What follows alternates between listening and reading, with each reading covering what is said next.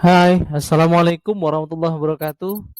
Eh, Kali ini kita akan membahas tentang koneksi antar materi modul 3.1 pengambilan keputusan sebagai seorang pemimpin pembelajaran. Saya Syarifal Putra, IGP asal Kota Medan dari SMA Negeri 19 Medan. Oke, nah pada koneksi antar materi modul 3.1 ini ada 9 pertanyaan panduan. Yang pertama, bagaimana pandangan Ki Hajar Dewantara dengan filosofi Pratap Triloka memiliki pengaruh terhadap bagaimana sebuah pengambilan keputusan sebagai seorang pemimpin pembelajaran diambil? Nah, Pratap Triloka yang diusung oleh Ki Hajar Dewantara antara lain mendengarkan teladan, di depan memberi teladan, iman dia bangun kalsah, di tengah membangkitkan semangat, Kecuri Handayani di belakang memberikan dorongan. Guru sebagai pemimpin pembelajaran harus mampu menerapkan Pratap Triloka dalam lingkungan belajar, di mana sebagai penuntun bagi murid, guru harus hadir sebagai teladan, sebagai pembangkit semangat dan memberikan dorongan bagi murid yang membutuhkannya. Dengan menerapkan dan menghidupi Pratap Triloka, hal menjadi dasar atau landasan bagi guru untuk mengambil keputusan terbaik yang berpihak pada murid, yang menciptakan lingkungan belajar yang positif, nyaman, dan tentu saja menyenangkan. Pertanyaan kedua, bagaimana nilai-nilai yang tertanam dalam diri kita berpengaruh kepada prinsip-prinsip yang kita ambil dalam pengambilan suatu keputusan? Nilai-nilai yang tertanam dalam diri kita berpengaruh kepada prinsip yang kita ambil dalam pengambilan suatu keputusan. Sebagai pendidik, tentunya kita memiliki nilai-nilai yang tertanam dalam diri kita, yang kita yakini dan menjadi dasar dalam hidup. Terutama setelah mengikuti program Guru Penggerak, kita kembali berefleksi di mana nilai-nilai yang kita miliki dan sudah ada sebelumnya semakin diperkuat atau recharge. Nilai-nilai tersebut adalah nilai mandiri, efektif, kolaboratif, inovatif, dan berpihak pada murid. Keseluruhan nilai-nilai ini mempengaruhi saya sebagai seorang pemimpin pembelajaran dalam mengambil sebuah keputusan.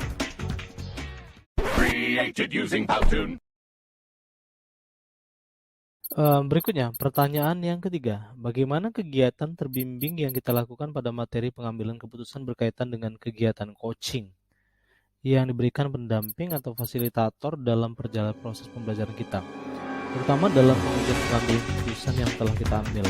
Apakah pengambilan keputusan tersebut telah efektif? Masihkah ada pertanyaan-pertanyaan dalam diri kita atas pengambilan keputusan tersebut? Hal-hal ini tentunya bisa dibantu oleh sesi coaching yang telah dibahas pada modul 2 sebelumnya. Kalau menurut saya, apa yang saya dapatkan pada materi pengambilan keputusan berkaitan dengan kegiatan coaching yang diberikan pendamping atau fasilitator dalam perjalanan proses pelajaran sudah sangat baik dan sangat bermanfaat bagi saya untuk mampu mengambil keputusan yang tepat untuk saya pribadi, murid, rekan sejawat, dan warga sekolah. Pertanyaan keempat, bagaimana pembahasan studi kasus yang fokus pada masalah moral atau memberikan kembali kepada nilai-nilai yang dianut seorang pendidik? Menurut saya, ketika saya menghadapi suatu dilema etika atau etika moral yang menuntut saya untuk mengambil keputusan yang tepat, saya akan mengikuti 3 prinsip pengambilan keputusan, 4 paradigma, dan 9 langkah pengujian dan pengambilan keputusan, di mana dasar dari keseluruhannya adalah nilai-nilai yang saya miliki. Pertanyaan kelima, bagaimana pengambilan keputusan yang tepat tentunya berdampak pada terciptanya lingkungan yang positif, kondusif, aman, dan nyaman. Sebagai pemimpin pembelajaran, bila kita terampil mengambil keputusan yang tepat, maka akan tercipta lingkungan yang positif, kondusif, aman, dan nyaman tentunya. Nah, yang keenam, selanjutnya, apakah kesulitan-kesulitan di lingkungan Anda yang sulit dilaksanakan untuk menjalankan pengambilan keputusan terhadap kasus-kasus dilema etika ini? Maka ini kembali ke masalah perubahan paradigma lingkungan Anda. Jawaban saya, kesulitan-kesulitan dalam pengambilan keputusan terhadap kasus-kasus dilema etika di lingkungan sekolah saya antara lain dipengaruhi oleh perbedaan budaya, nilai-nilai dan prinsip-prinsip hidup yang mendasari setiap individu. Namun dibutuhkan keberanian dan kepercayaan diri untuk menghadapi konsekuensi dan implikasi dari keputusan yang kita ambil. Karena tidak ada keputusan yang bisa mengakomodasi seluruh kepentingan. para pemangku kepentingan, sehingga diperlukan kejelasan visi dan misi, budaya dan nilai-nilai yang dianggap penting di sekolah agar bisa menjadi acuan dalam pengambilan sebuah keputusan. Created using Powtoon. Ya, pertanyaan ketujuh. Dan pada akhirnya, apakah pengaruh pengambilan keputusan yang kita ambil ini dengan pengajaran yang memerdekakan murid-murid kita? Jawaban saya, pengaruh pengambilan keputusan yang tepat dan efektif oleh diri kita sebagai pemimpin pembelajaran akan tercipta lingkungan belajar yang positif, kondusif, aman, dan menyenangkan. Dalam hal ini, memerdekakan belajar murid adalah hal yang utama. Hal ini dapat diwujudkan dengan menerapkan pembelajaran berdiferensiasi, pembelajaran sosial emosional, dan menerapkan praktik coaching. Bagaimana seorang pemimpin pembelajaran dalam mengambil keputusan dapat mempengaruhi kehidupan atau masa depan murid-muridnya? Jawaban saya, melalui proses pembelajaran yang panjang, saya sebagai pemimpin pembelajaran, apabila terampil atau cakap dalam mengambil keputusan di kelas, pembelajaran secara langsung akan menumbuhkan nilai-nilai positif dan karakter baik pada diri murid. Selanjutnya, hal ini akan berkembang dalam diri murid ketika dia menghadapi dilema dalam kehidupannya. Demikianlah nilai-nilai tersebut akan mempengaruhi kehidupan atau masa depan murid tersebut. Ada pertanyaan terakhir.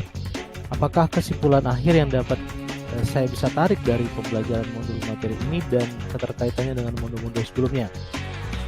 Nah, untuk menjawab itu, kesimpulan akhir yang dapat saya tarik dari pembelajaran modul 3.1, pengambilan keputusan sebagai pemimpin pembelajaran dengan modul-modul yang telah dipelajari sebelumnya adalah bahwa seluruh modul yang saya pelajari merupakan satu kesatuan yang tidak terpisahkan untuk memerdekakan murid dalam belajar. Bagaimana dijelaskan oleh Ki Hajar Dewantara bahwa pendidikan bertujuan untuk menuntut segala proses dan kodrat atau potensi anak untuk mencapai sebuah keselamatan dan kebahagiaan belajar, baik untuk dirinya sendiri, sekolah maupun masyarakat. Dalam melaksanakan proses pendidikan, pendidik dalam hal ini guru harus mampu melihat dan memahami kebutuhan belajar muridnya serta mampu mengelola kompetensi sosial dan emosional yang dimiliki dalam mengambil sebuah keputusan sebagai pemimpin pembelajaran. Created using Powtoon.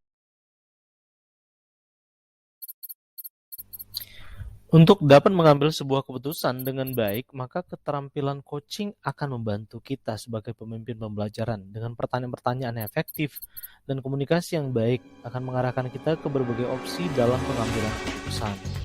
Sehingga dengan keterampilan coaching ini dapat membantu murid dalam mencari solusi atas masalahnya sendiri. Tidak terbatas pada murid saja, keterampilan coaching dapat diterapkan pada rekan sejawat atau komunitas praktisi terkait permasalahan yang dialami dalam proses pembelajaran. Selain itu diperlukan kompetensi kesadaran diri atau self-awareness, pengelolaan diri atau self-management, kesadaran sosial atau social awareness, dan keterampilan berhubungan sosial atau relationship skills. Untuk mengambil keputusan dan proses pengambilan keputusan diharapkan dapat dilakukan secara sadar penuh atau mindfulness. Sadar dengan berbagai pilihan dan konsekuensi yang ada. Diharapkan keputusan yang diambil setelah melalui proses dan prinsip pengambilan dan pengujian keputusan dapat menguntungkan banyak pihak. Ya, terima kasih atas perhatiannya. Semoga bermanfaat. Assalamualaikum warahmatullahi wabarakatuh. Salam bahagia. Created using Powtoon.